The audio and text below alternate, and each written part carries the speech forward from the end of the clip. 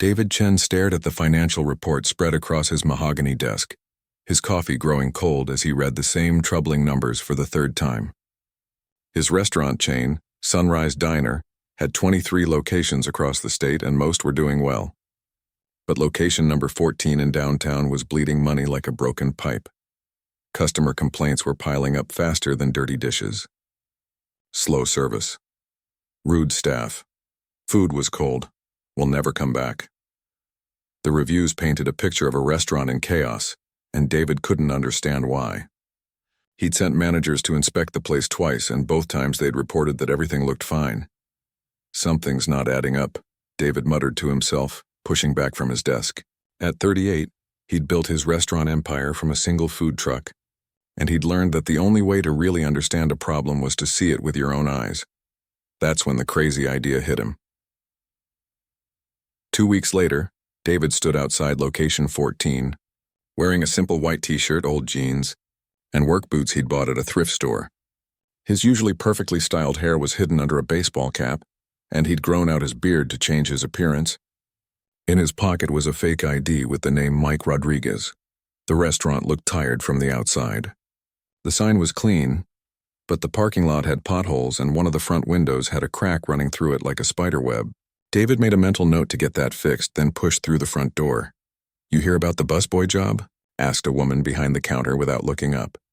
She was probably in her 50s, with gray streaks in her black hair and the kind of tired expression that comes from dealing with difficult customers all day.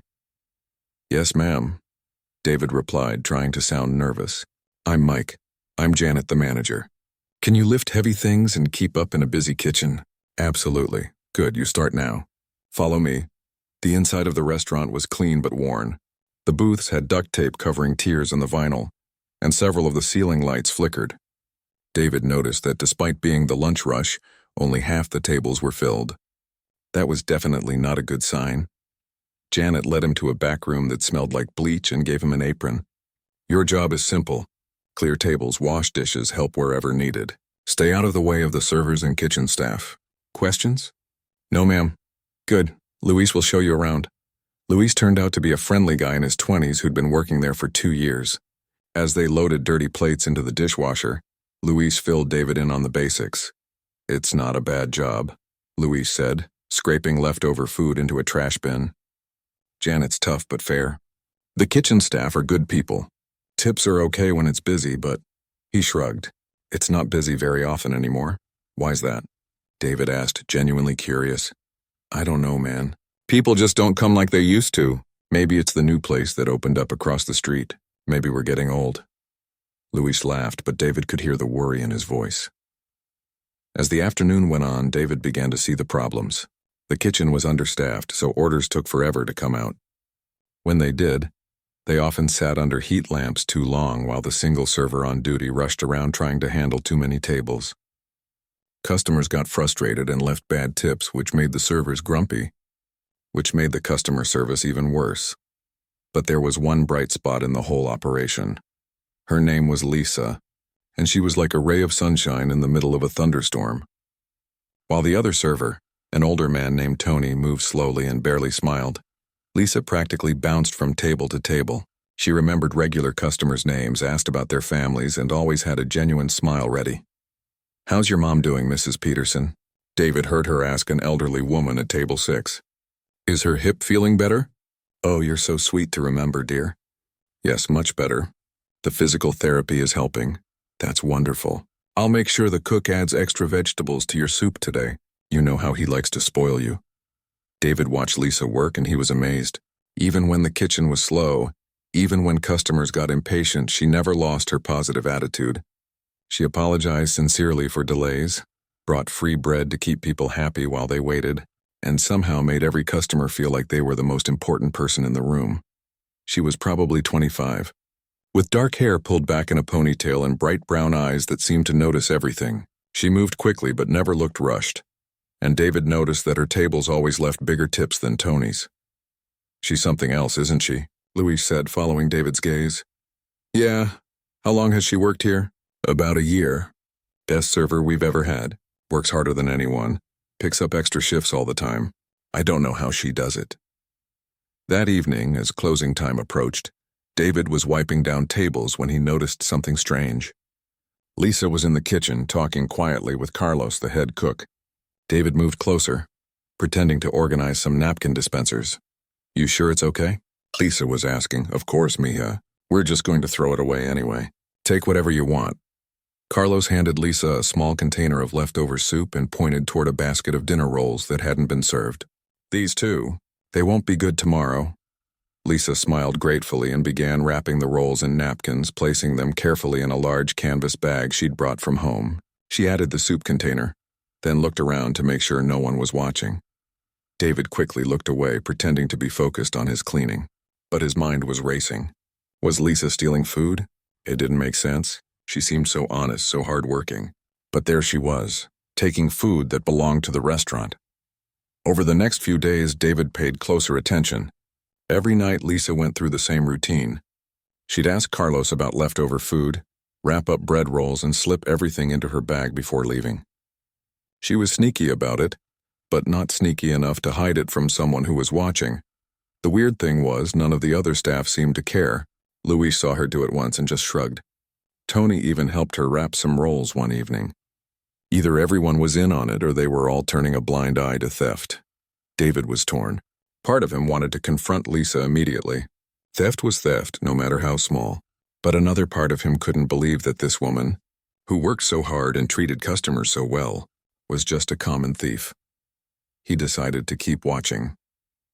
On Thursday evening, David stayed late, volunteering to help Luis finish the dishes. Through the kitchen window, he watched Lisa in the dining room, counting her tips and organizing her section for the next day. She looked tired but satisfied, like someone who'd done good work and was proud of it. "She's a good one," Carlos said, noticing David's attention. The cook was cleaning his grill, getting ready to close the kitchen. "Best server we've had in years."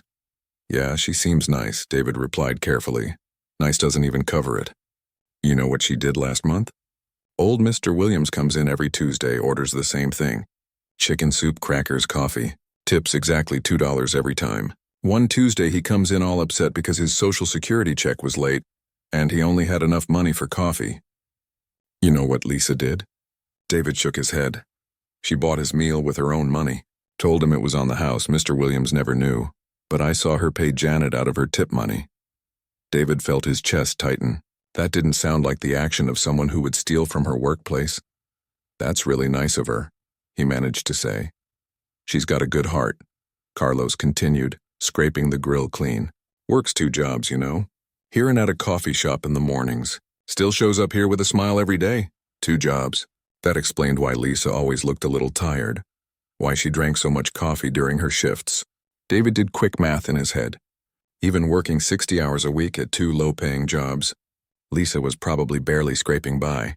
But that still didn't explain the food. As David walked to his car that night, he couldn't stop thinking about what he'd observed. Everything about Lisa suggested she was exactly the kind of employee he wished he had more of.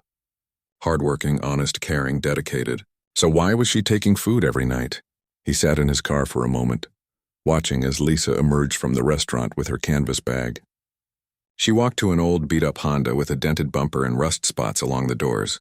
The car started with a cough and a rattle that David could hear from 50 feet away. As she drove away, David made a decision. Tomorrow he was going to find out what Lisa was really doing with that food. One way or another, he was going to solve this mystery. David arrived at work the next morning with a plan. He was going to watch Lisa more carefully, but he needed to be smart about it. Getting caught spying on an employee would blow his cover and probably get Mike Rodriguez fired. The morning shift was different from evenings. Lisa worked the breakfast crowd before heading to her other job at the coffee shop. David had never seen her in the morning before, and he was curious how she handled the early rush. "You're here early," Janet said when she saw him clocking in at 6:30. "Figured I could use the extra hours," David replied. It wasn't completely a lie. He did need to understand how the restaurant operated during all shifts. The breakfast crowd was smaller but steady.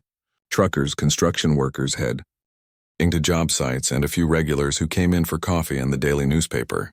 Lisa moved between tables with the same energy she had at dinner, even though David could see the tiredness in her eyes. "Coffee, Mr. Jackson?" she asked a man in a plaid shirt reading the sports section. You know it, sweetheart. And make it strong today. Gotta drive to Phoenix. Long haul today? I'll tell Carlos to make your eggs extra fluffy. You'll need the energy.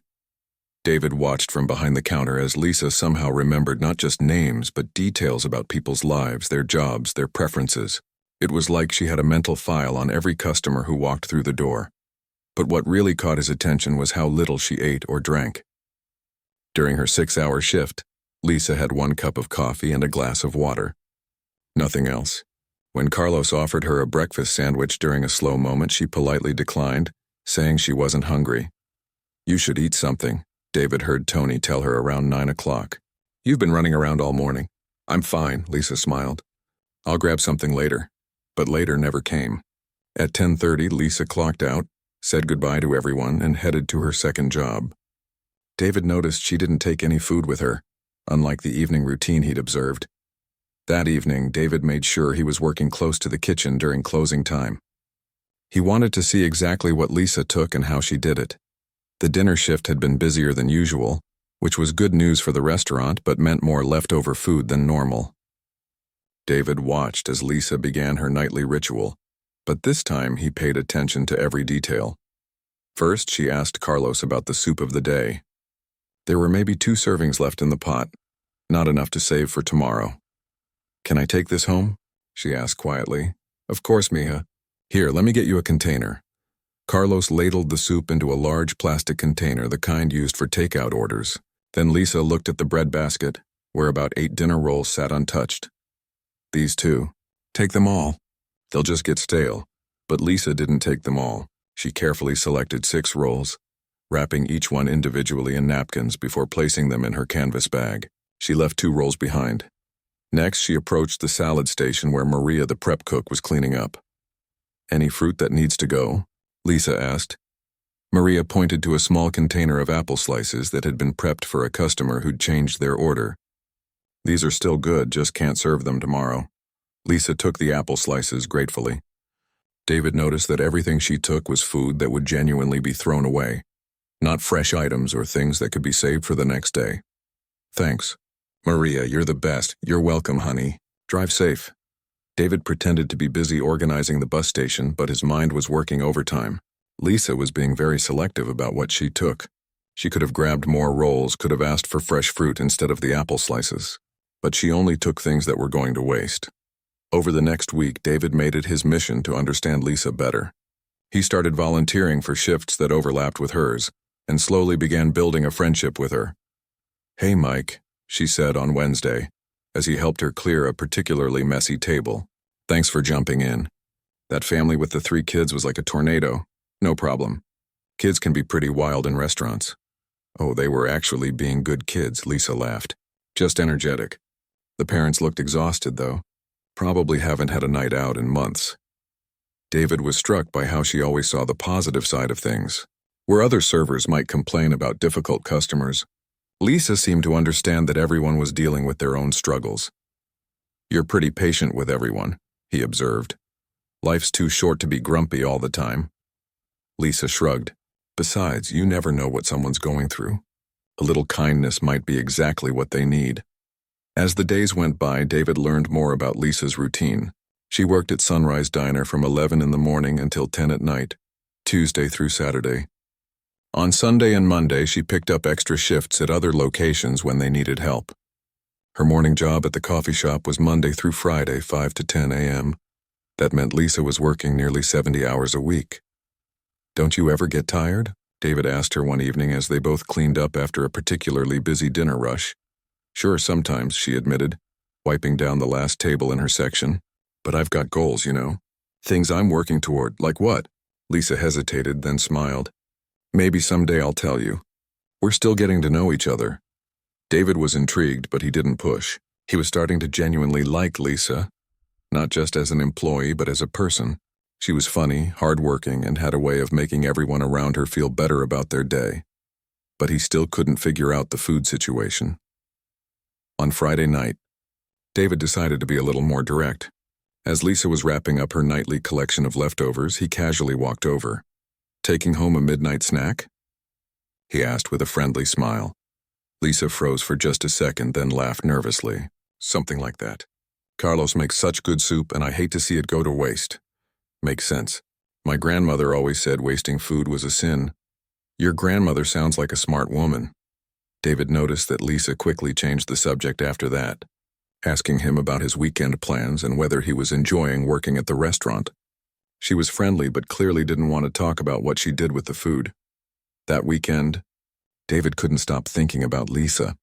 Something about her situation didn't add up, but he couldn't put his finger on what it was. She worked incredibly hard, treated customers amazingly well, and was respected by all her coworkers. Yet she was clearly struggling financially, based on her old car and the way she dressed in the same few outfits rotated throughout the week. Monday morning brought a new revelation. David was restocking napkin dispensers when he overheard a conversation between Lisa and Mrs. Chen, an elderly regular who came in every Monday for breakfast. "How are you feeling today, Mrs. Chen?" Lisa asked, pouring coffee without being asked. "Oh, not so good, dear. My arthritis is acting up and I'm a bit worried about my grandson. He's been having trouble finding work." "I'm sorry to hear that. What kind of work is he looking for?" "Construction, mostly. He's a good worker, just can't catch a break." Lisa nodded sympathetically, then disappeared into the kitchen. A few minutes later, she returned with Mrs. Chen's usual oatmeal. But David noticed something extra on the tray. A small bag with what looked like fruit and a sandwich. "What's this, dear?" Mrs. Chen asked. "Oh, Carlos made too much fruit salad this morning and we had an extra sandwich from a canceled order. I thought maybe you could take it to your grandson. Growing boys need to eat, right?" Mrs. Chen's eyes filled with tears. "You're too kind, Lisa. How much do I owe you?" "Nothing at all. It was just going to go to waste anyway." After Mrs. Chen left, David approached Lisa. "That was really nice of you." Lisa looked embarrassed. "It wasn't anything special. We really did have extra food." But David had been in the kitchen all morning. There was no extra fruit salad and no canceled sandwich order. Lisa had asked Carlos to prepare those items and paid for them herself. He'd seen her hand Carlos money when she thought no one was looking. This revelation made David see Lisa's nightly food collection in a completely different light. If she was buying food for customers who couldn't afford it, what was she doing with the leftovers she took home? Tuesday evening provided another clue. David was taking out trash when he saw Lisa in the parking lot, talking to a thin man in worn clothes who looked like he hadn't had a good meal in days. "I'm sorry, I don't have more today." "Charlie," Lisa was saying, handing him a container. "But there's soup and some rolls. Carlos made it extra hearty." "You're an angel, Lisa. I don't know how to thank you. Just take care of yourself, okay? And if you need anything else, you know where to find me." David ducked behind a dumpster, his heart racing. Lisa wasn't taking food for herself. She was giving it to people who needed it. But who was Charlie? And were there others? The next few days, David paid attention to everyone who came and went from the restaurant. He started noticing things he'd missed before. There was the woman who sometimes waited in the parking lot during closing time. The teenager who would walk by the back door around 10:30. The old man who sat on the bench across the street, always looking toward the restaurant. They were all waiting for Lisa. On Thursday, David's suspicions were confirmed. He volunteered to help take out the evening trash, and as he approached the dumpster, he saw Lisa standing near her car with 3 people. One was Charlie, the man from Tuesday. The others were a woman about Lisa's age holding a sleeping toddler, and an elderly man with a military-style haircut. Lisa was distributing food from her canvas bag, talking quietly with each person, asking how they were doing, if they needed anything else. The interaction felt personal, like she knew these people well. "I've got some extra socks in my car," David heard her tell the older man. "Brand new ones. My cousin works at a clothing store and they were going to throw them out." "You don't have to do that, Lisa." "I want to. Your feet are important, Frank. Can't have you getting sick." David watched for about 10 minutes before retreating back to the restaurant. His mind was spinning with the implications of what he'd witnessed. Lisa wasn't stealing food. She was running her own private charity operation. Back inside, David found Luis mopping the kitchen floor. "Hey, Luis," David said carefully. "Do you know anything about Lisa and people she helps?" Luis looked up, studying David's face. "Why do you ask?" I saw her talking to some people in the parking lot. Giving them food." Luis set down his mop and sighed. Look, Mike, Lisa's business is her business. But since you seem like a decent guy, I'll tell you this much, she's got a big heart. Bigger than most people can handle. What do you mean? She sees people that the rest of the world ignores.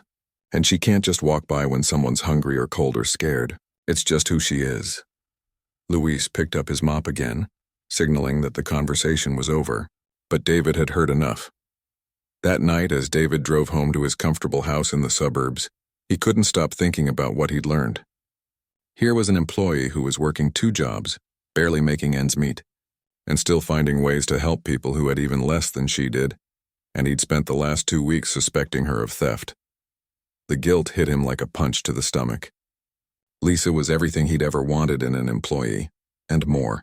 She was the kind of person who restored your faith in humanity, and he'd been ready to fire her for stealing bread rolls. But there were still questions. How many people was she helping? Where did she meet them? And how long had this been going on? Most importantly, what was he going to do about it? David pulled into his driveway and sat in his car for a long moment, staring at his perfectly manicured lawn and thinking about Lisa's beat-up Honda and her 70-hour work weeks. Tomorrow, he decided he was going to find out the whole truth, but this time his goal wasn't to catch Lisa doing something wrong. It was to understand how one person could have such an enormous heart, and what he could do to help her carry the load she'd taken on. Because if David had learned anything in the past 2 weeks, it was that Lisa wasn't the problem with restaurant number 14. She was the solution. David spent Friday morning pacing around his office, unable to concentrate on the quarterly reports spread across his desk. Every time he tried to focus on profit margins and cost projections, his mind wandered back to Lisa and the questions that were eating at him. He'd seen her give food to 3 people in the parking lot, but something told him there was more to the story. The way Luis had talked about her big heart, the careful way she selected only certain leftover items, the fact that she knew these people by name, it all suggested this wasn't just random acts of kindness. By lunchtime, David had made a decision that went against every professional instinct he had. He was going to follow Lisa after work. He knew it was wrong. He knew it violated her privacy, but he also knew that as the owner of the restaurant, he needed to understand what was really happening at his business. At least that's what he told himself to justify what he was about to do. That evening, David clocked out early, telling Janet he had a family emergency. He waited in his car across the street, feeling like some kind of creepy stalker as he watched the restaurant's back entrance. At 10:15, Lisa emerged with her canvas bag, just like always. But tonight, David was ready to follow her. She drove slowly through downtown and David stayed far enough back to avoid being noticed. Her old Honda wheezed and coughed at every red light, and he found himself worrying that it might break down before he could discover where she was going. After about 15 minutes, Lisa turned into a part of town that David rarely visited. The buildings here were older, some abandoned with boarded-up windows and graffiti-covered walls. Streetlights were sparse and several were burned out completely. Lisa parked her car near a vacant lot and got out, slinging her bag over her shoulder. David parked about a block away and watched as she walked toward what looked like an overpass. He waited a few minutes, then quietly followed on foot. What he found took his breath away. Under the concrete overpass, a small community had formed. There were maybe a dozen people living there, their belongings arranged in makeshift shelters built from cardboard, tarps, and shopping carts. A small fire burned in a metal trash can, providing warmth and light, and in the middle of it all was Lisa, greeting people like she was arriving at a family reunion. "Evening, everyone," she called out cheerfully. "How's everyone doing tonight?" "Lisa," a woman's voice called back. "Thank God you're here. Little Amy has been asking about you all day." David crept closer, hiding behind a concrete pillar, and watched as Lisa was surrounded by people who were clearly overjoyed to see her. There was Charlie, the thin man from the parking lot, but also several people David hadn't seen before. There was Betty, a woman in her 40s holding a small girl who looked about 4 years old. There was Frank, the elderly man with the military haircut who was sitting on a folding chair that had seen better days. There was Miguel, a teenager who couldn't have been more than 17, and Rosa, an older Hispanic woman who was stirring something in a small pot over the fire. "I brought soup tonight," Lisa announced, pulling the container from her bag. Carlos made chicken and rice, and there's plenty for everyone. You're an angel, Frank said, his voice rough with emotion. We haven't had a hot meal since Tuesday. Well, let's fix that right now, Lisa replied, beginning to distribute the soup into whatever containers people had available.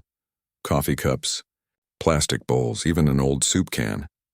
David watched in amazement as Lisa moved among the group, serving food and asking about everyone's day. But it wasn't just about the meal. She sat down with little Amy and helped her color in a book. She looked at a cut on Miguel's hand and cleaned it with supplies from her bag. She listened to Betty talk about her struggles finding work while caring for her daughter. How's the job search going, Betty? Lisa asked gently. Still nothing, Betty sighed.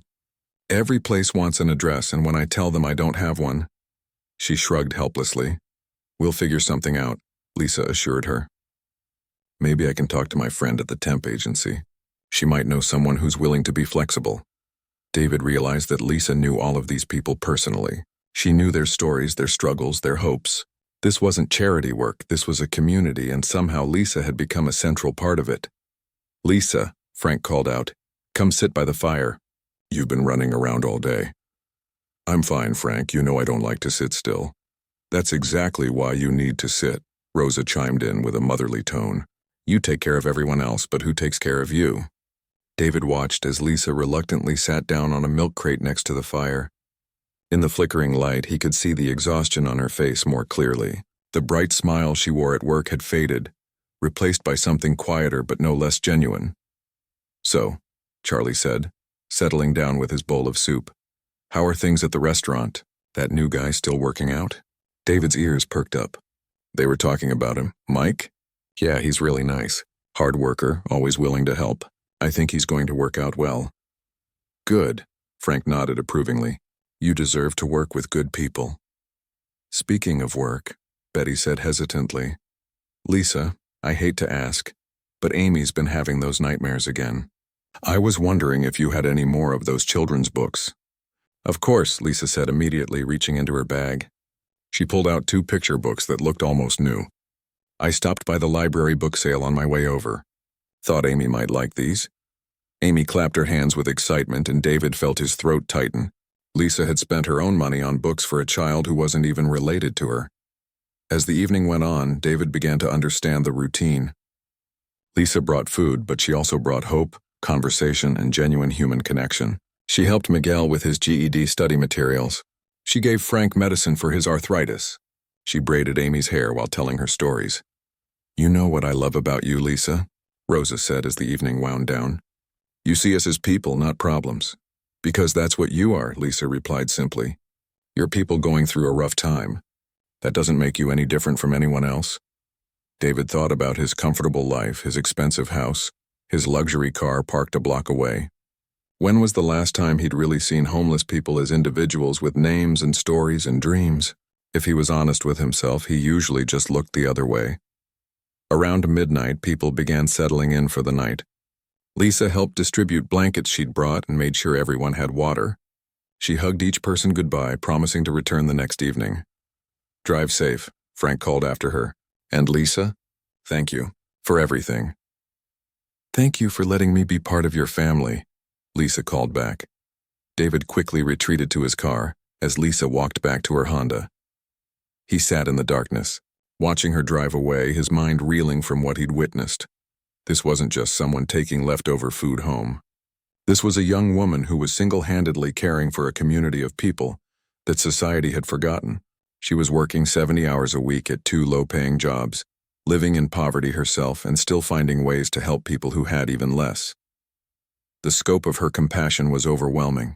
She knew everyone's names, their medical needs, their personal struggles. She brought them food, books, medicine, blankets, and most importantly, dignity and respect. David thought about all the assumptions he'd made about Lisa over the past few weeks. He'd suspected her of theft when she was actually performing miracles of kindness every single day. As he drove home through the quiet streets, passing his expensive neighborhood with its perfect lawns and security gates, David felt ashamed. Here he was, a millionaire who owned 23 restaurants, and he'd never done anything approaching what Lisa accomplished every night with leftover soup and dinner rolls. But shame wasn't the only thing he felt. There was also admiration, amazement, and something else he couldn't quite name. Lisa had shown him something he'd never seen before, what it looked like when someone lived completely for others. By the time David pulled into his driveway, he knew 3 things for certain. First, Lisa was the most extraordinary person he'd ever met. Second, he wanted to help her in any way he could. And third, his feelings for her were becoming much more complicated than simple employee appreciation. He sat in his car, staring at his house, and realized that everything was about to change. Because now that he knew the truth about Lisa, he couldn't pretend he didn't. And he couldn't let her carry this enormous responsibility alone. The question was, what was he going to do about it? David barely slept that night. Every time he closed his eyes, he saw Lisa sitting by the fire, braiding little Amy's hair, or Frank's weathered face lighting up when she arrived with soup. He kept thinking about Rosa's words. You see us as people, not problems. By morning, David had made a decision. He couldn't pretend he didn't know what Lisa was doing, and he couldn't let her carry this burden alone. But he also knew that approaching her would be tricky. She was clearly private about her work with the homeless community, and she might feel embarrassed or defensive if she knew he'd followed her. Saturday was typically a busy day at the restaurant, but David found it hard to concentrate on his busboy duties. Every time he looked at Lisa, he saw her differently. The way she moved efficiently between tables wasn't just good work ethic. It was someone who understood that every minute counted when you were trying to help as many people as possible. During the afternoon lull, David found Lisa in the back room, counting her tips and organizing them carefully. Some bills went into one pile, others into a different pile. He'd never paid attention to this ritual before, but now he wondered if she was separating money for rent from money for the people under the bridge. "Hey, Lisa," he said softly, not wanting to startle her. She looked up with that same bright smile she always wore. "Hey, Mike. How's your day going?" "Pretty good. Listen, I was wondering if I could talk to you about something. Maybe after work?" Something flickered across Lisa's face. Worry, maybe, or caution. "Is everything okay? Did I do something wrong?" No, nothing like that," David said quickly. "Actually, it's the opposite. I've been noticing some things and I wanted to talk to you about them." Lisa's smile became more forced. "What kind of things?" David realized he was handling this badly. He was making her nervous, which was the last thing he wanted. "Look, forget I said anything." He backtracked. "It's not important." But Lisa was studying his face now, and David could see the wheels turning in her mind. She was smart, and she was probably trying to figure out what he'd noticed and whether she was in trouble. The rest of the shift was awkward. Lisa was still friendly, but there was a distance that hadn't been there before. David kicked himself for bringing it up so clumsily. As closing time approached, David was wiping down tables when Lisa appeared beside him. "Mike," she said quietly, "maybe we should have that talk after all." They sat in Lisa's car in the restaurant parking lot after everyone else had left. The engine was off, and without the heat running, their breath started to fog up the windows. "So," Lisa said, her hands folded in her lap, "what did you want to talk about?" David had rehearsed this conversation in his head a dozen times, but now that the moment was here, he didn't know where to start. "I saw you last night," he said finally. "Under the bridge." Lisa went very still. For a long moment, the only sound was the distant hum of traffic from the main road. "I see," she said quietly. "How much did you see?" "Enough," David replied. "I saw you with Frank and Betty and little Amy. I saw you giving out soup and helping Miguel with his books." Lisa closed her eyes and leaned back against her seat. "I suppose you think I'm stealing from the restaurant?" "No," David said firmly. "Actually, I think you're amazing." Lisa's eyes snapped open and she looked at him with surprise. "I think what you're doing is incredible," David continued. "I just don't understand how you do it all. You work 2 jobs, you're barely making ends meet yourself, and yet you're out there every night taking care of people who have nothing." Lisa was quiet for so long that David wondered if she was going to answer at all. When she finally spoke, her voice was barely above a whisper. "You want to know why I do it? Only if you want to tell me." Lisa stared out the windshield at the empty parking lot. 3 years ago, I was living under that same bridge.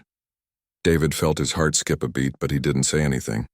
He sensed that Lisa needed to tell this story at her own pace. "I aged out of foster care when I turned 18. she continued. No family, no real job skills, no money saved up. I thought I could make it on my own, but minimum wage doesn't go very far when you're paying rent and buying food and trying to keep a car running. She paused, and David could see her hands trembling slightly. I lost my apartment after about 6 months. Tried sleeping in my car for a while, but it broke down and I couldn't afford to fix it. That's how I ended up under the bridge.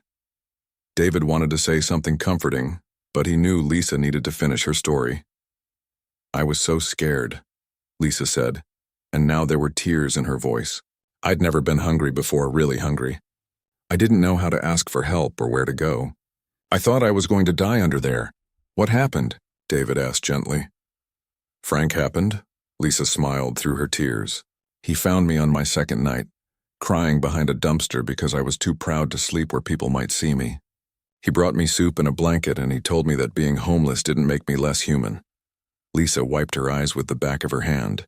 Frank had been living there for 2 years. He'd lost his job when the factory closed, couldn't afford his medication for his diabetes, lost his apartment, but he still had more dignity than anyone I'd ever met. He took care of me, showed me where to get food, where it was safe to sleep, how to avoid the police sweeps. Rosa was already there too. She'd been evicted when her landlord sold the building. Betty showed up about a month after me, pregnant and scared. David tried to imagine Lisa, young and frightened, learning to survive on the streets. The thought made his chest ache. How did you get out? He asked. Frank had a friend who worked at a temp agency. She helped me get some day labor jobs, nothing steady, but enough to save a little money. Then Rosa heard about the opening at the coffee shop. The manager there, Mrs. Patterson, she didn't care that I didn't have an address. She said I looked like someone who needed a chance. Lisa looked directly at David for the first time since she'd started talking. It took me 8 months to save enough for a security deposit on an apartment. The smallest, crappiest place you can imagine, but it had 4 walls and a door that locked. And you moved out from under the bridge. I did. But I couldn't just forget about everyone I was leaving behind. Frank had saved my life. Rosa had shared her food with me when she barely had enough for herself. Betty's baby had been born there, and I'd helped take care of her when she was sick. Lisa's voice got stronger as she continued. They weren't just people I'd met during a bad time in my life. They were my family, the only real family I'd ever had. So you kept coming back. Every night I could. At first it was just to visit, to make sure everyone was okay. But then I realized I could help. I was working at the coffee shop and they threw away so much food at the end of each day. Perfectly good sandwiches and pastries. I asked my manager if I could take them and she said yes. David understood now. And then you got the job at our restaurant. Carlos is just like Mrs. Patterson.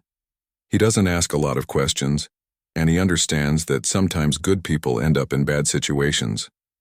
When he found out what I was doing with the leftover food, he started making sure there was always a little extra soup at the end of the night. Does Janet know? Lisa shook her head. I don't think so, and I'd prefer to keep it that way. Some people don't understand. They sat in silence for a few minutes, the weight of Lisa's story settling between them. David was trying to process everything she'd told him, but one question kept nagging at him. Lisa, if you don't mind me asking, how do you afford to live? I mean, with all the things you buy for everyone and working at places that don't pay very much. Lisa laughed, but there was no humor in it. I don't afford it very well. I live in a studio apartment that's basically a closet with a window. I sleep on an air mattress because I can't afford a real bed. I buy my clothes at thrift stores and eat ramen noodles most nights. She gestured toward her old car. This thing breaks down at least once a month, but I keep fixing it because I need it to get to work and to visit everyone. But you're always buying things for other people. Books for Amy, medicine for Frank. Because they need it more than I do, Lisa said simply. Frank's arthritis medicine costs $40. That's 2 days of groceries for me. But it's the difference between him being able to walk or being in constant pain. Amy needs books so she can learn to read. Betty needs professional clothes so she can get a job interview. David was amazed by her logic. In Lisa's world, her own comfort came last after everyone else's basic needs were met. Don't you want things for yourself? He asked. A nicer apartment, a reliable car, savings account? Lisa was quiet for a moment. Of course I do. Sometimes I see people my age going out to dinner or buying nice clothes, and I wonder what that would be like. But then I think about Amy going to bed hungry, or Frank trying to sleep when his joints hurt. and those things don't seem as important anymore. You can't take care of everyone forever. Lisa, you're going to burn yourself out. Maybe, she said, but I can't just walk away from them. They're depending on me. David looked at Lisa, really looked at her, and saw something he'd never noticed before. Beneath the bright smile and endless energy was a young woman who was carrying the weight of the world on her shoulders. She was exhausted, financially struggling, and probably lonely, but she kept going because other people needed her to. You're incredible, he said softly. Lisa blushed and looked down. I'm just doing what anyone would do. No, David said firmly. Most people would not do what you're doing. Most people would look the other way, or maybe donate some money to charity once in a while and call it good. What you're doing is extraordinary. They talked for another hour, with Lisa telling him more stories about the people under the bridge. She spoke about Miguel's dreams of finishing school, about Betty's hopes of becoming a nurse, about Frank's pride in his military service. Each person was real to her, important to her. By the time they said goodnight, David knew two things for certain. First, he was falling in love with Lisa, and it had nothing to do with her appearance and everything to do with the size of her heart. Second, he couldn't let her keep sacrificing herself for everyone else. It was time for David Chen, CEO of Sunrise Diner, to step out from behind his disguise and do something about it. David spent the entire weekend wrestling with his conscience. He'd learned Lisa's story, and now he felt like he was lying to her every time she smiled at him and called him Mike. She'd trusted him with the most painful parts of her past, and he was still pretending to be someone he wasn't. But he was also terrified. What if he told her the truth and she felt betrayed? What if she quit and he never saw her again? What if she thought he'd been playing some kind of cruel game with her emotions? On Monday morning, David made a decision. He called his assistant and told her to clear his schedule for the week. He was going to spend every possible moment at the restaurant, and by the end of the week, he was going to tell Lisa who he really was. That afternoon, David arrived at the restaurant with a plan. He found Janet in her office going over inventory reports. Hey, Janet, he said, trying to sound casual. I was thinking about the food waste situation. You know, all the stuff we throw away at the end of each day. Janet looked up from her paperwork. What about it? Well, it seems like such a waste. I was wondering if there might be a way to donate it to food banks or something. Corporate would have to approve something like that, Janet shrugged. Liability issues, health department regulations. It's complicated. But what if corporate was interested? Hypothetically, I mean. Janet gave him a strange look. Since when do busboys worry about corporate policy? David realized he was pushing too hard. I just hate seeing good food get thrown away. My grandmother always said waste was a sin. Your grandmother sounds like a smart woman, Janet said, echoing Lisa's words from weeks earlier. But that's not really our decision to make. That evening, David watched Lisa go through her usual routine of collecting leftover food. But now he saw it differently. Every roll she wrapped, every container of soup she packed represented someone getting a hot meal that night. Someone staying alive for another day. After work, instead of following Lisa to the bridge, David drove home and made some phone calls. By Tuesday morning, he had meetings scheduled with lawyers, insurance agents, and the health department. If he was going to help Lisa, he needed to do it right. Wednesday brought an unexpected challenge. David was restocking napkin dispensers when he overheard Janet talking to Carlos in the kitchen. We're getting a corporate inspection next week, Janet was saying. Someone from the main office is coming to check on operations. David's blood ran cold. If a corporate inspector came while he was still pretending to be Mike Rodriguez, his cover would be blown in the worst possible way. He found Lisa during her break, sitting in the back alley behind the restaurant, eating a small bag of crackers that probably constituted her lunch. Can I sit? He asked. Of course, she smiled, scooting over to make room on the milk crate she was using as a chair. They sat in comfortable silence for a few minutes, watching cars pass by on the street. Lisa, David said finally, I need to tell you something important. Something in his tone made her look at him carefully. Okay. I haven't been completely honest with you about who I am. Lisa's expression became guarded. What do you mean? David took a deep breath. This was it. No going back. My name isn't Mike Rodriguez. It's David Chen, and I own this restaurant. Lisa stared at him for a long moment, her face cycling through confusion, realization, and then something that might have been panic. You're the CEO, she said quietly. Yes. You've been lying to me this whole time. Not lying about the important things. Everything I've told you about caring about you, about thinking you're amazing, all of that is true. Lisa stood up abruptly, pacing to the other side of the alley. Oh my God, you know everything. About the food, about the bridge, about... She stopped and turned to face him. Are you going to fire me? Fire you? David stood up too. Lisa, you're the best employee I've ever had. You're the best person I've ever met. Then why? Lisa's voice cracked. Why lie to me? Why pretend to be someone else? David ran his hands through his hair, trying to find the right words. The restaurant was struggling. Customer complaints, bad reviews, losing money. I came here undercover because I wanted to understand what was wrong. And you thought it was me.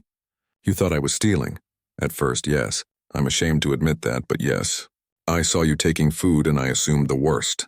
Lisa laughed bitterly. Of course you did. The poor girl taking bread rolls must be a thief. But then I got to know you. I saw how you treated customers, how hard you worked, how much everyone here respects you. And when I saw what you were really doing with that food, David stepped closer to her. Lisa, you changed everything for me. You showed me what it means to really care about other people. So this was all just research for you? Getting close to the suspicious employee? No, David said firmly. Maybe it started that way, but it became something completely different. I fell in love with you, Lisa. Not with an employee, but with the most incredible person I've ever known. Lisa was crying now, tears streaming down her face. How can I believe anything you say? You've been lying to me for weeks. David felt his heart breaking. This was going exactly as badly as he'd feared it would. You're right, he said quietly. I don't deserve your trust and I don't deserve your forgiveness. But I need you to know that my feelings for you are real, and I want to help you. Help me. Lisa wiped her eyes. What does that mean? It means I want to set up an official food donation program at all my restaurants. It means I want to hire you as the coordinator, with a real salary and benefits. It means I want to use my resources to actually make a difference instead of just talking about it. Lisa stared at him. You're offering me a promotion? I'm offering you a partnership. You know what these communities need better than anyone. Help me figure out how to do this right. And what about us? Lisa asked quietly. What about these feelings you say you have? David's heart hammered in his chest. This was the moment that would determine everything. I'm hoping that maybe, eventually, you might be willing to give me a chance to prove that I'm more than just a lying CEO. I want to be someone worthy of your love. Lisa was quiet for a long time, and David prepared himself for rejection. He'd destroyed her trust, and he couldn't blame her for not wanting anything to do with him. The corporate inspection next week, she said finally. There is no corporate inspection. I made Janet cancel it. Despite everything, Lisa almost smiled. You really thought this through. I've been planning this conversation for days. I just didn't expect it to go this badly. It's not going badly, Lisa said softly. It's just a lot to process. Over the next few days, David began implementing changes. He worked with lawyers to set up the food donation program, contacted local shelters and homeless services, and started the process of hiring additional staff so no one would be overworked.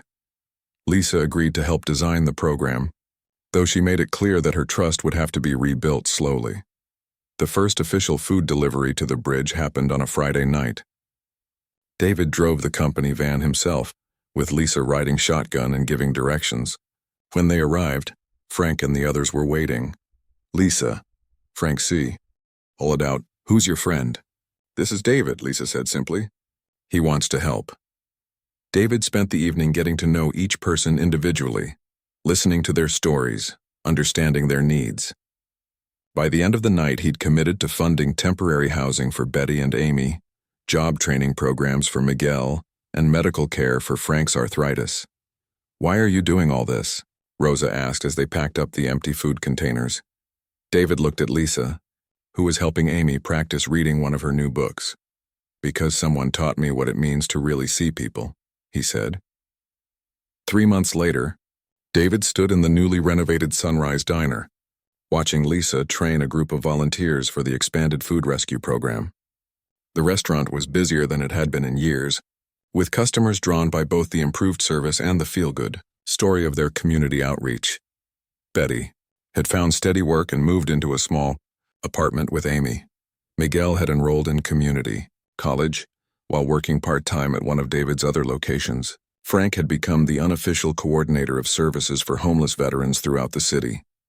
"You did all this," David said to Lisa as they watched the volunteers learn how to properly package and deliver food.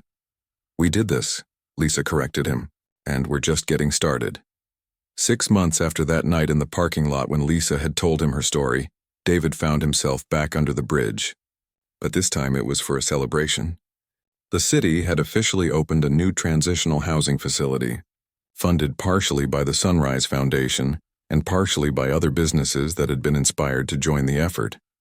"You know," Lisa said, standing beside him as they watched families move into their new temporary homes, "I never imagined that stashing bread rolls in my bag would lead to all this." David took her hand, still amazed that she'd given him a second chance despite his deception. "I never imagined that going undercover would teach me so much about what really matters." Lisa squeezed his hand. "What matters most?" David looked around at the transformed community, at the people who now had hope and opportunity, at the woman beside him who had started it all with her enormous heart. "Love in action," he said. "You taught me that love isn't just a feeling. It's what you do every day to make other people's lives better." Lisa smiled, the same bright smile that had first caught his attention months ago in the restaurant. But now David understood what was behind that smile. Not just optimism, but the quiet satisfaction that comes from knowing you've made a difference. "So," she said, bumping his shoulder playfully, "what do we tackle next?" David laughed, pulling her closer. With Lisa by his side, he was ready to take on the world.